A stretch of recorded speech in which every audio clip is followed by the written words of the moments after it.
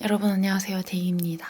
오늘은 제가 진짜 너무 써보고 싶었던 브이로그 카메라 리뷰를 가지고 왔거든요. 액션캠이라고 불러야 될까요? 인스타360 고3S입니다. 아무래도 제 채널 댓글에 종종 카메라 뭐 쓰는지 정말 많이 물어보시거든요. 그만큼 제가 카메라에 굉장히 관심이 많고 좀 다양한 카메라로 촬영을 하고 있기도 하고요. 뷰티부터 브이로그, 패션 하울까지도 좀 다양하게 찍다 보니까 카메라에 대해서 좀 궁금해 하시는 것 같아요. 어떤 카메라로 찍어야 제가 담고 싶은 모습들을 잘 담을 수 있을지 정말 고민을 많이 하는 편인데, 이 인스타360 고3S가 나왔을 때 진짜 모든 영상을 다 봤던 것 같아요. 아시다시피 제가 목장에서 일하잖아요. 보통 장갑을 끼고 일을 하거든요. 손이 더러워진다는 얘기죠. 카메라를 자유자재로 이렇게 들고 찍을 수가 없었어요. 두 손을 쓸 수가 없으니까 뭔가 내 몸에 부착하고 찍고 싶다. 두 손이 자유로웠으면 좋겠다라는 생각을 정말 많이 했는데 이 카메라가 진짜 거기에 안성맞춤이더라고요. 그래서 살까 말까 고민을 굉장히 많이 했는데 마침 정말 신기하게도 마침 메일을 주셔서 이 카메라를 써볼 수 있게 되었어요. 제가 너무 써보고 싶었던 만큼 제가 궁금했던 부분, 실제로 써보니까 느꼈던 장단점을 진짜 솔직하게 한번 담아보려고 이렇게 카메라를 켰습니다. 제가 얼마 전에 후쿠오카로 가족여행을 다녀왔거든요. 그때 무려 3박 4일이나 이거를 가지고 다녔거든요. 브이로그 보여드리면서 제가 느낀 솔직한 느낀 점 말씀드리도록 할게요. 제가 이거를 받아보고 진짜 좋다고 생각했던 점이 구성이 정말 많아요. 보통은 추가 액세서리로 다 사야 되거든요. 이렇게 기본 구성품이 진짜 많습니다. 이걸 어떻게 활용을 하냐. 여기를 누르면 여기만 똑 떼집니다. 되게 신기하죠? 그래서 이걸로 단독으로 촬영을 할 수 있고 이 부분으로 모니터를 할 수 있는 거예요. 특히 이 부분은 자석이어서 목장에 철로 된 곳이 굉장히 많거든요. 어디에나 척척 달라붙더라고요. 그리고 이 자석을 이용해서 이런 액세서리에도 이렇게 척척 붙는 거고요. 제가 후쿠오카 둘째 날 아침에는 이렇게 착하고 붙여서 여기 이렇게 접착이 된단 말이에요. 천장에다 붙여놓고 촬영을 했어요. 되게 가볍고 이미 전용으로 나와있기 때문에 철썩하고 붙더라고요. 그리고 화질이 굉장히 중요하잖아요. 이 고3S는 4K까지 가능하더라고요. 근데 아무래도 용량이 정해져 있기 때문에 여행 가서는 이 용량이 빨리 차버릴까봐 4K로는 촬영을 못했어요. 그래도 4K로 촬영은 가능한 게 의미는 있는 것 같아요. 없는 것보다 나으니까 용량의 압박을 이기지 못하고 1080p로 찍었습니다. 근데 1080p나 4K로 하더라도 DSLR이나 그냥 이런 똑딱이 디카의 그런 화질을 기대하시면 안 됩니다. 그 센서의 차이가 있기 때문에 그건 어쩔 수가 없는데요. 제가 그래서 이게 브이로그용으로 적합할까라는 생각을 했는데 아무래도 저는 전체 영상으로 양념치듯이 먹고 싶은 용도로 쓰고 싶었기 때문에 딱히 막 크게 거슬리진 않더라고요. 둘째 날에 숙소에서 나서서 밖에 나왔는데 날씨가 진짜 좋더라고요. 나와서 우버를 탔어요. 4명인 관계로 또 체력 이슈로 택시를 타기로 했습니다. 그래서 우버를 불렀어요. 일본에서 우버는 처음 타보는데 신기하네. 일본에서 택시 타면 사치야. 확실히 햇볕이 있는 부분은 진짜 색감도 예쁘고 잘 나오는 느낌? 그리고 제가 궁금해서 앞에 철석 붙을 만한 곳이 있길래 이걸 찰싹하고 붙여서 영상도 찍어보고 유리창 옆면에다가 붙여서도 찍어봤거든요? 확실히 간편하게 좀 찍기 어려운 장면들을 찍을 수 있다는 느낌? 우버를 타고 이치란 라면을 갔습니다. 여기서는 제가 진짜 찍어보고 싶었던 그 1인칭 시점 그거를 찍고 싶어서 이 목걸이 같이 생긴 도구를 착용을 했어요. 이렇게 하면은 길이를 조절을 할 수가 있더라고요. 그래서 손쉽게 딱 원하는 위치에다가 고정을 할 수가 있고요. 너무 신기해서 가족들한테도 계속 보여줬어요. 신기하지 마 이러면서. 물도 따라 먹고 맥주도 받고 이렇게 라면 먹는 모습을 1인칭으로 찍을 수 있었어요.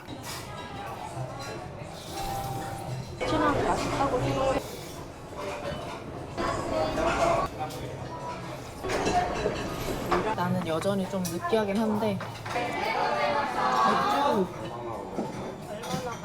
조금 아쉬웠던 거는 이 목걸이가 이렇게 흔들릴 때마다 조금 수평이 좀 무너지거든요. 근데 제가 그 기기에서 수평을 유지하는 걸 켜놨어요. 그래서 생각보다는 수평이 좀 잡힌 느낌이었고 그럼에도 불구하고 촬영을 할 때는 좀 신경 써서 찍어야겠다라는 생각이 들더라고요. 개인적으로 저는 이치란 라면을 그렇게 좋아하진 않아서 면보다는 그냥 밥에다가 말아먹는 게 맛있더라고요. 그다음 나와서 텐진 지하상가를 걸었는데요. 제가 원래 정말 소심한 아이입니다. 대문자 아이. 길거리에서 걸으면서 얘기하는 걸 정말 못하거든요. 심지어 이런 오즈모 포켓도 작은데도 불구하고 뭔가 존재감이 있어. 근데 되게 신기한 게 요거는 잘 들고 다니고 말도 하고 확실히 저한테는 이게 좀 존재감이 덜 느껴지는 카메라인 것 같아요. 그래서 이렇게 요리조리 돌아다니면서 쇼핑하는 거 찍기가 참 좋더라고요. 유니클로에 UT라는 게 있어요. 이렇게 캐릭터나 그런 스티커들을 커스터마이징 해가지고 티셔츠로 프린팅해주는 그런 서비스인데 요즘 많이 하시더라고요. 저도 한 장당 거의 2만 원씩 내고 3장을 만들어 왔습니다. 그 다음에 스타벅스에 가서 제가 일본 가면 꼭 먹는 아포가토 프라푸치노 같은 게 있거든요. 그걸 되게 좋아해서 그걸 하나 사 먹었는데요. 테이블이 좀 협소해서 각이 잘 안 나오는데 유리창에 붙여서 찍었습니다. 확실히 이렇게 좀 광각으로 나오죠? 그 다음 마침 에어팟 4가 얼마 나온지 안 된 상태여가지고 에어팟 4 노이즈 캔슬링을 사러 빅카메라를 갔어요. 근데 요거는 진짜 써봐야 알아요. 이렇게 들고 다니는 게 생각보다 너무 가볍고 편하거든요. 그리고 광각으로 찍히다 보니까 이렇게 간판 영상 찍을 때나 이렇게 들어가는 그런 쇼핑샷 찍을 때가 정말 최적화. 너무 괜찮아요. 원래 부끄러워서 못 찍는 영상들도 그냥 이렇게 끼고 다니면서 찍어왔습니다. 그리고 나와서 바깥을 한번 찍어봤는데요. 확실히 조금 색감이 살짝 날아가는 느낌이 있더라고요. 이제 각종 목걸이와 기념품들을 사러 다이코쿠에 갔습니다. 쇼핑을 하고 나오니까 어두워져 있더라고요. 그래서 저녁을 먹으러 테판가야를 가는 길에 찍어봤는데 제가 좀 걱정했던 게 저조도에서 촬영이었거든요. 여러 리뷰를 봤는데 전작보다 정말 많이 나아졌다라는 리뷰가 꽤 많았어요. 근데 그럼에도 불구하고 저는 전작을 써보지 않아서 모르겠지만 그래도 나쁘지 않은 수준이었고 사실 이거는 기준마다 너무 다르게 느껴질 것 같아요. 확실히 제가 쓰던 카메라들에 비하면은 좀 자글자글한 느낌이 있다 보니까 그런 면에서는 조금 아쉬웠다는 거. 그치만 못 쓸 정도는 아니라는 점. 테판가에 가서 가족들이랑 사이좋게 하이볼이랑 맥주랑 라무네 이런 거 시켜가지고 열심히 맛있게 먹었습니다. 확실히 좀 광각으로 찍혀서 되게 넓게 잡는 편이죠. 다음날도 역시 흐렸습니다. 제가 정말 좋아해서 두 번째 방문하는 카페 에스프레소에 갔거든요. 앉아서 챗 GPT한테 물어보면서 이제 일본어로 주문을 했고요. 여기서 토스트 세트를 시키면 나오는 그 토스트가 버터가 막 듬뿍 발려가지고 거기에 잼을 딱 뿌려 먹으면 진짜 고소하고 맛있단 말이에요. 그래서 그거를 3개 정도 시켜가지고 4명이서 나눠 먹고 기념으로 커피잔으로 짠도 했어요. 그리고 나왔는데 비가 엄청 쏟아지는 거예요. 거의 폭우 수준으로 천둥 번개가 치면서 쏟아지는 거예요. 그래도 다행이었던 거는 이 고쓰리 S는 방수가 되더라고요. 이게 10m 방수. 아무래도 제가 쓰던 그 캐논 G7X 마크 3나 그리고 이런 오줌 포켓 같은 경우에는 방수가 안 되다 보니까 진짜 모시고 다녀야 되거든요. 근데 요거는 그냥 마음껏 비 오는데도 그냥 마음껏 들고 다녔어요. 이렇게 걷고 걸어서 도착한 곳이 다이소. 여기에 스탠다드 프로덕츠라는 그 다이소에서 낸 브랜드인지 모르겠는데 이게 또 따로 이렇게 있더라고요. 여기서 쇼핑을 좀 했습니다. 그리고 나와서 브레이크 타임 직전인 스파이스 카레 가서 카레도 먹고 오우리공원 가기 전에 젤라또도 먹고 오우리공원에서 힐링 좀 하다가 온천을 다녀왔어요. 일본에 당일치기 온천 할 수 있는 거 아시나요? 진짜 제가 온천이라서 찍지는 못했지만 너무 좋더라고요. 픽업 버스를 타고 가야 되거든요. 진짜 너무너무 좋았어서 혹시라도 가실 분들을 위해서 제가 더보기란에다가 정보를 남겨놓을게요. 그리고 마지막 날이 밝았습니다. 저는 제가 이렇게 준비하고 막 이럴 때 너무 이렇게 좁은 시야만 보여주면 브이로그가 좀 재미없게 느껴진달까요? 좀 넓게 내가 지금 뭘 하고 있는지 보여주고 싶은 욕구가 들 때가 있거든요. 그래서 뭔가 마치 그 CCTV처럼 이렇게 전체를 다 보여줄 수 있는 그런 샷을 꼭 찍고 싶었는데 아무래도 이렇게 똑 떼어내면은 진짜 작아지잖아요. 그래서 컨트롤하기가 좀 편해요. 대신에 너무 작아서 불편하다는 생각도 들 때가 있었어요. 이런 부분들은 아무래도 좀 카메라랑 친해져야 편해지는 부분인 것 같아요.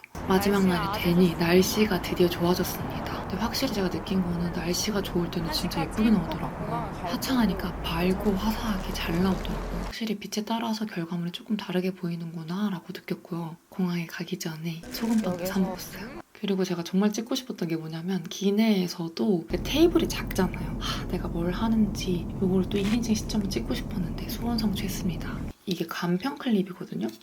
여기를 이렇게 벌리면은 이렇게 모자에다가 끼울 수가 있어요. 그래서 이렇게 각도 조절을 해가면서 뭘 하고 있는지 찍을 수 있는 거죠. 이런 액세서리 같은 거를 보면은 진짜 연구를 많이 하셨구나라는 게 느껴진달까요? 그래서 모자에다가 연결을 해놓고 제가 가져갔던 카메라로 찍은 사진들을 바로 아이패드에 연결해서 옮기고 있는 장면이에요. 왼쪽에 보시면은 모니터 짝 빨갛게 보이시죠?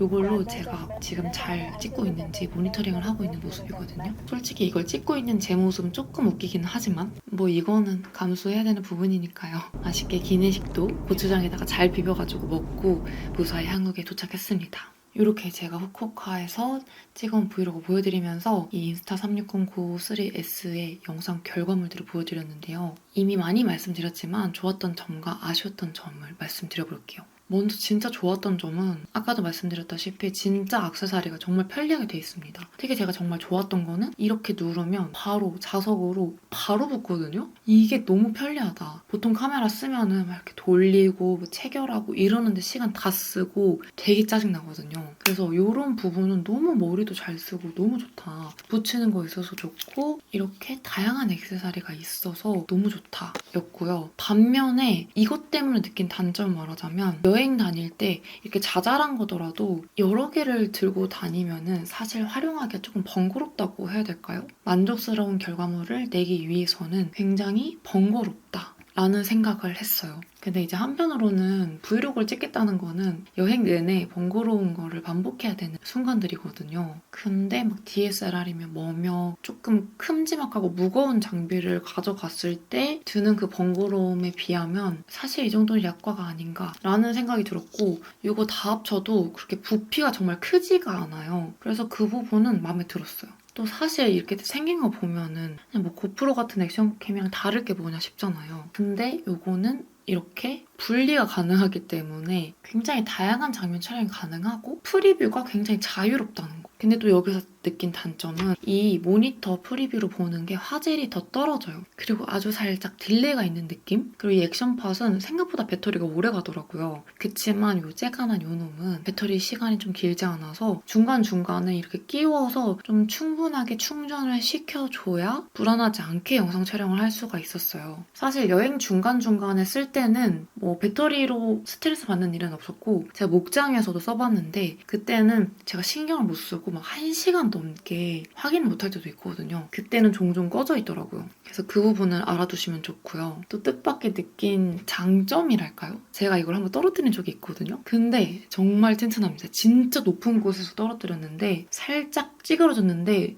렌즈가 뭐 깨진다던가 전혀 문제가 없어요. 어떻게 이 정도면 흠집이 나지 싶을 정도로 생각보다 정말 튼튼한 것 같아요. 그리고 제가 이렇게 막 들고 다니면서 느낀 건데 사실 처음에는 어떻게 나오는지 잘 파악이 안 돼서 손이 잘 안 가더라고요. 근데 이번 여행 때 한번 친해져 보자 하고 막 이거저거 들고 다녔는데 확실히 작고 가볍다. 이게 너무 와닿았어요. 그래서 막 쇼핑 다닐 때나 길거리 다닐 때 이 버튼을 그냥 꾹 누르면은 그냥 바로 켜지면서 녹화가 시작되거든요. 그리고 다시 누르면은 그냥 바로 녹화도 중단되고 꺼지고 그러다 보니까 켜질 때 시간이 조금 걸린다는 불편함은 조금 있었지만 가지고 다니면서 찍고 싶을 때 바로 눌러서 찍고 바로 눌러서 꼭 이게 굉장히 간편해서 제가 평소에 브이로그 카메라를 들고 다닐 때보다 카메라를 훨씬 더 자주 켜게 된다는 장점이 있었습니다. 근데 이제 한 가지 유의를 하셔야 될 거는 내가 평소에 DSLR 카메라로만 브이로그를 찍었다. 근데 나 그거 너무 무거워서 이런 액션캠으로 한번 갈아타볼까? 라는 생각을 하시는 분들은 조금 더 고려를 하고 오히려 그럴 경우에는 좀 다양한 장면을 위해서 서브캠 정도로 들고 다니시는 것도 좋은 방법이라고 생각을 하거든요. 이 인스타 360-93S에 국한된 이야기가 아니고 모든 액션캠들이 DSLR 카메라에 비하면 절대로 만족할 만한 화질이나 색감이 나오지 않기 때문에 애초부터 기준을 조금 달리 하셔야 돼요. 이왕 비싼 돈 주고 산 거 잘 활용해야 되잖아요. 그러니까 그 용도 부분에 있어서 잘 계획해서 구매를 하시는 거를 추천드립니다. 제가 저번에 왓츠인마이백에서 말씀드렸다시피 저는 이걸 서브캠으로 쓰고 있거든요. 왜냐면 이런 고3S의 특별한 기능이 있잖아요. 뭐 자석 펜던트, 간편 클립, 이걸로 1인칭으로 찍을 수 있는 거, 피벗 스탠드로 붙여가지고 전체 샷을 찍는 거 이런 것들은 제 아무리 좋은 카메라라고 하더라도 바로바로 이렇게 찍기가 쉽지가 않아요. 그래서 저는 앞으로도 서브캠으로 잘 사용을 할 것 같습니다. 네, 여러분 이렇게 제가 인스타 360-93S 직접 찍은 영상들 보여드리면서 이 기능과 장단점을 말씀드려봤는데요. 궁금하셨던 분들께 도움이 되길 바라면서 그러면은 저희는 또 다음 영상에서 만나요. 안녕. 그리고 이거는 인스타 360-93S만의 그런 단점은 아니고 광각 카메라의 특성인데 살짝 그 얼굴이 입체적이지 않으신 분들은 광각 카메라 쓰면은 좀 더 안 예쁘게 나올 수도 있어요. 저 같은 경우에는 조금 확대해서 화각을 조금 이렇게 당겨가지고 찍어야 얼굴이 좀 괜찮게 나오는 편이거든요. 근데 아무래도 광각 카메라 같은 경우에는 이렇게 얼굴이 이렇게 모이다 보니까 좀 이런 화각에 취약한 저한테는 살짝 얼굴이 물고기처럼 보일 수 있어요. 그 점 참고해 주시고요. 그러면 진짜로 안녕. 안녕.